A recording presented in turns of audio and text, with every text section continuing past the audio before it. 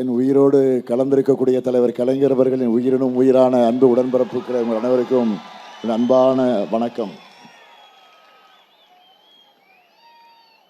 வாழ்ந்தவர் கோடி மறைந்தவர் கோடி, மக்களின் மனதில் நிற்பவர் யார்? மாபெரும் வீரர் மானம் காப்போ சரித்திரம் தனிலே நிற்கின்றார். அச்சம் என்பது மடமையடா, அஞ்சாமை திராவிடர் உடமையடா. ஆறிலும் சாவு நூறிலும் சாவு, தாயகம் காப்பது கடமையடா, தாயகம் காப்பது கடமையடா. அப்படி தாயகம் காக்கும் கடமைக்கு இன்றைக்கு தமிழ்நாட்டில் இருக்கக்கூடிய ஒவ்வொருத்தரும் மேலையும் விழுந்திருக்கு. இந்தியாவின் அரசியல் வரைபடத்தையே, தென்னிந்திய மக்களுடைய எதிர்காலத்தையே சின்னாபின்னமாக்கக்கூடிய கருப்பு சட்டம் நாடாளுமன்றத்தில் கொண்டு வரப்பட்டிருக்கு. இன்று காலையில் உங்க ஸ்டாலின், உங்களில் ஒருவனாக இருக்கக்கூடிய ஸ்டாலின், இந்த முத்துவேல் கருணாநிதி ஸ்டாலின் கருப்பு கொடி ஏற்றி அந்த சட்ட நகலை எரித்து நம்முடைய எதிர்ப்பை காட்டியிருக்கிறோம். தமிழ்நாட்டில் பரவி இருக்கக்கூடிய இந்த தீ டெல்லியை சுட்டெரிக்கும் என்று எச்சரிக்கை விடுத்திருக்கிறேன். இதை எதிர்த்து போராடணும்னா நாம தமிழர்களாக இருந்து எந்த பயனும் இல்லை. இன்னும் சொன்னா, இதை எதிர்க்காத யாரும் தங்களை தமிழர்கள்னு சொல்லிக்க தகுதியும் இல்லை. தலைவர் கலைஞர் தெளிவாக சொல்லிவிட்டு போயிருக்கிறார். கொற்ற குடையா கொள்கையா எது வேண்டுமெனில்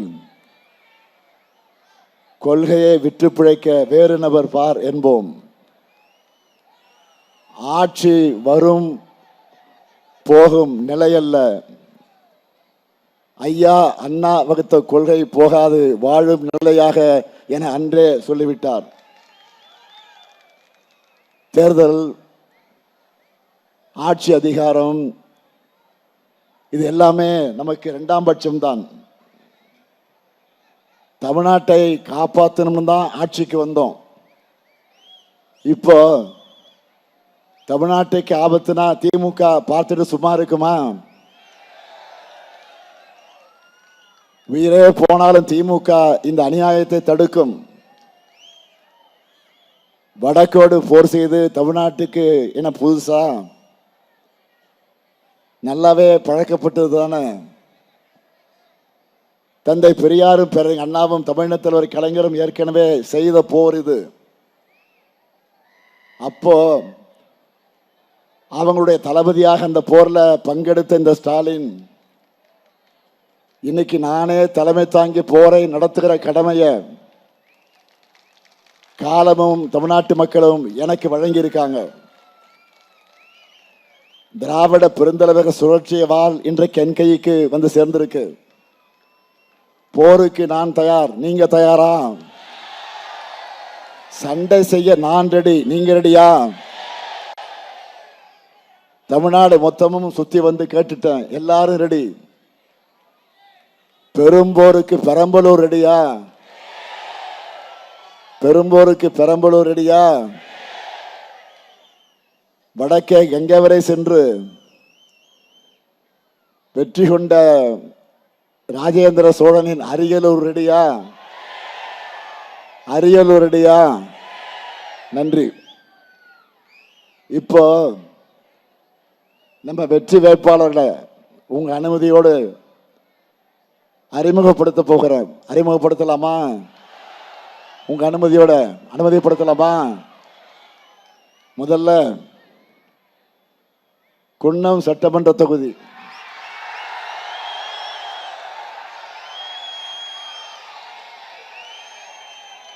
நமது வெல்லும் வேட்பாளர்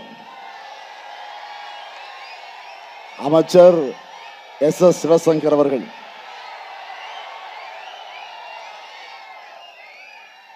அரியலூர் அரிமா என என்னால் பாராட்டப்பட்டவர் அமைச்சர், எழுத்தாளர், சிந்தனையாளர், பேச்சாளர், கள போராளி. மகளிருக்கு கட்டணமில்லா விடியல் பயண திட்டத்தை மிக சிறப்பாக செயல்படுத்தி 2 லட்சம் விவசாயிகளுக்கு மின் இணைப்பு வழங்கியும் சிறப்பாக செயல்பட்டிருக்கிறார். அடுத்து பெரம்பலூர் சட்டமன்ற தொகுதி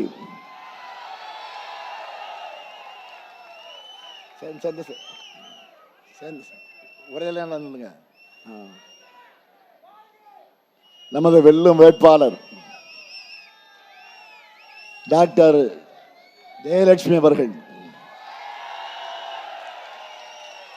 மருத்துவராக இருந்தாலும் மக்கள் பணியாற்ற வந்திருக்கிறார். இவருடைய அம்மா சரோஜினி அவர்கள் திருச்சி பெரம்பலூர் மாவட்ட மகளிரணி அமைப்பாளராக இருந்தவர். ஜெயலட்சுமி பெரம்பலூர் மாவட்ட மருத்துவரணி தலைவராக பணியாற்றி வருகிறார். அடுத்து அரியலூர் சட்டமன்ற தொகுதி நமது வெல்லும் வேட்பாளர் லதா பாலு அவர்கள். திருமானூர் ஊராட்சி ஒன்றிய பெருந்தலைவர், சிறப்பாக மக்கள் பணியாற்றக்கூடியவர். அரியலூர் மாவட்ட மகளிரின் அமைப்பாளராக 3 முறை இருந்திருக்கிறார். இப்பொழுது மாவட்ட கழகத்தினுடைய துணை செயலாளராக இருக்கிறார். அடுத்து ஜெயங்கொண்டம் சட்டமன்ற தொகுதி நமது வெல்லும் வேட்பாளர் கண்ணன் அவர்கள். ஜெயங்கொண்டம் சட்டமன்ற உறுப்பினராக இருந்து நல்ல பல திட்டங்களை இந்த தொகுதிக்கு கொண்டு வந்தவர். கடந்த 5 ஆண்டுகள்ல இந்த தொகுதிக்கு மட்டுமே 2107 கோடி ரூபாய் மதிப்பிலான திட்டப்பணிகளை கொண்டு வந்திருக்கிறார். இந்த 4 பேருக்கும் உதயசூரியன் சின்னத்தில் நீங்கள் எல்லாம் பெருவாரியான வாக்கினை வழங்கி வெற்றி பெற வைக்கணும். 4 பேருடைய வெற்றியும் உறுதியா? சத்தமா? இன்னும் சத்தமா? நன்றி. வேட்பாளர்கள் இப்போ உட்காரலாம். உங்க சீட்டு கன்ஃபார்ம் ஆயிடுச்சு, உட்காருங்க.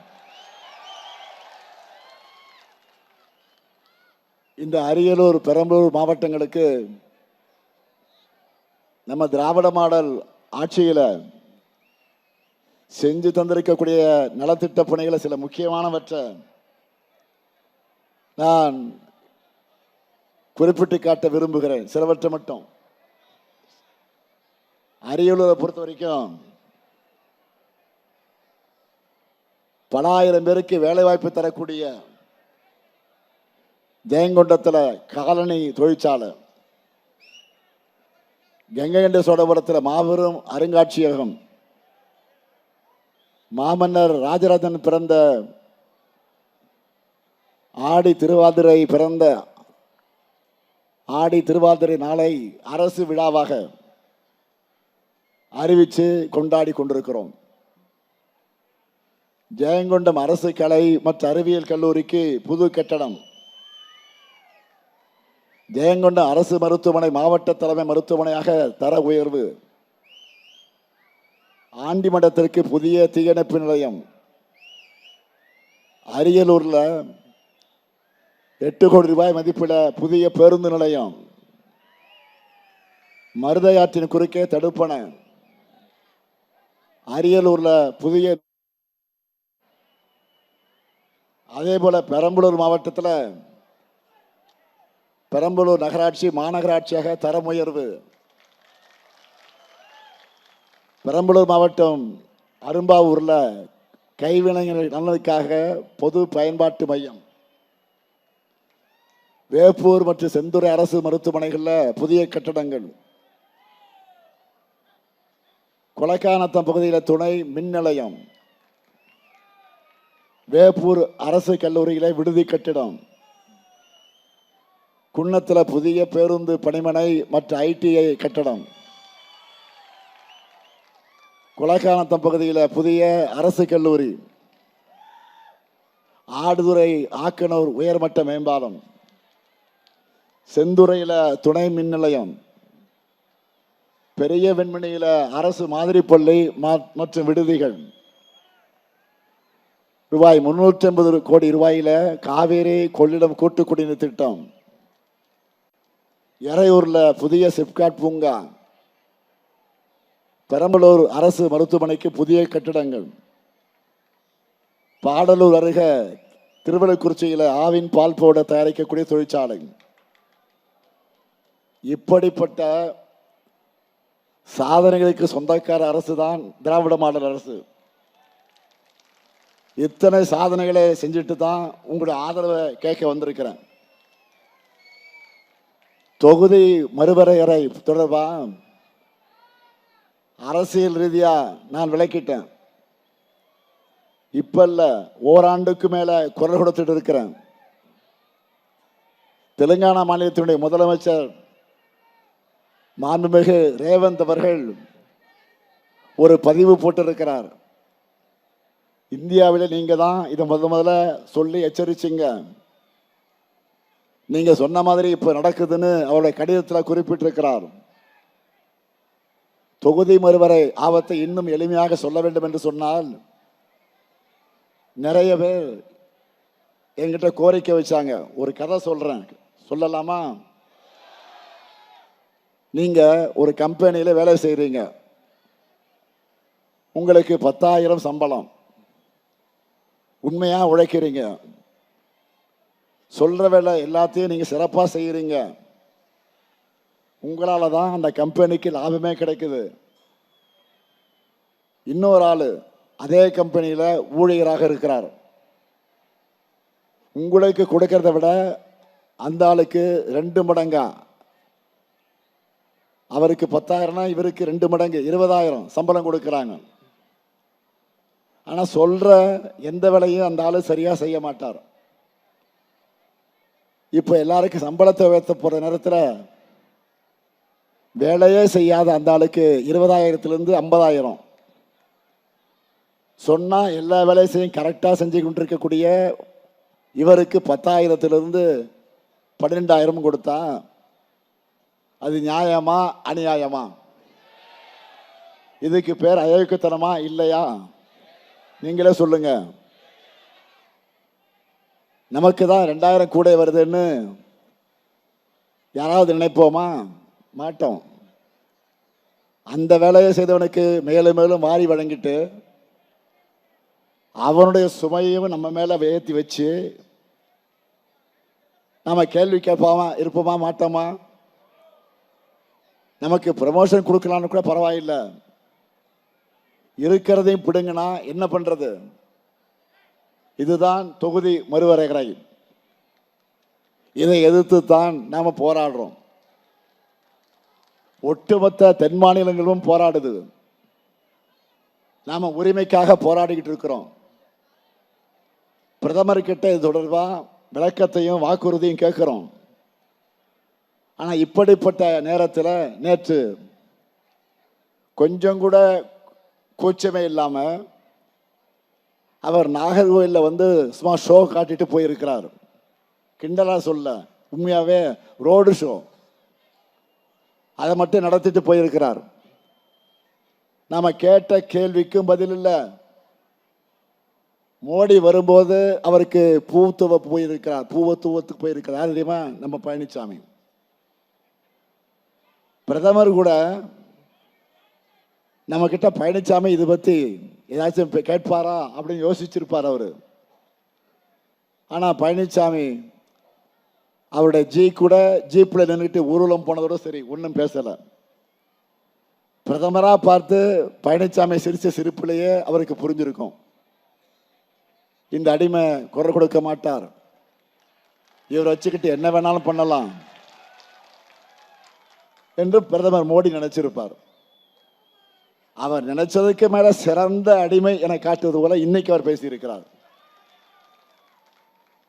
தொகுதியை மறுவரைய பாஜக அரசு மிக அருமையாக பண்ணுவாங்களாம். பழனிசாமி அவர்கள எவ்வளவு பெரிய காமெடி இது. இந்தியாவில் இருக்கக்கூடிய பல முதலமைச்சர்களும் பல எதிர்கட்சி தலைவர்களும் இந்த ஆபத்தை தெரியாமலா கண்டிக்கிறாங்க. பாஜக பழனிசாமி குனிய சொன்னா படுத்தே விட்டார் என்பது போல பேசியிருக்கிறார். அந்த சட்டத்தோட முன்வரவே வெளிவந்துருச்சு. தமிழ்நாடு உள்ளிட்ட தென் மாநிலங்களுக்கு பேராபத்து வரப்போகுதுன்னு அது தெளிவாக இருக்கு. இதை கொண்டு வரக்கூடிய முறைய பாசிசத்தமானது. தமிழ்நாட்டில் இருக்கக்கூடிய பாஜக தலைவர்கள் கூட இது என்ன, இதை எப்படி நியாயப்படுத்துறதுன்னு தெரியாம முழிச்சுக்கிட்டு இருக்கிறாங்க.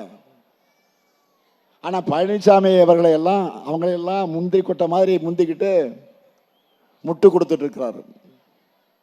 இப்படிப்பட்ட அடிமைகளின் துணையோட தமிழ்நாட்டுக்குள்ள நுழைய நினைக்கிறவங்களை எல்லையிலே நாம் தடுத்து நிறுத்தணும்.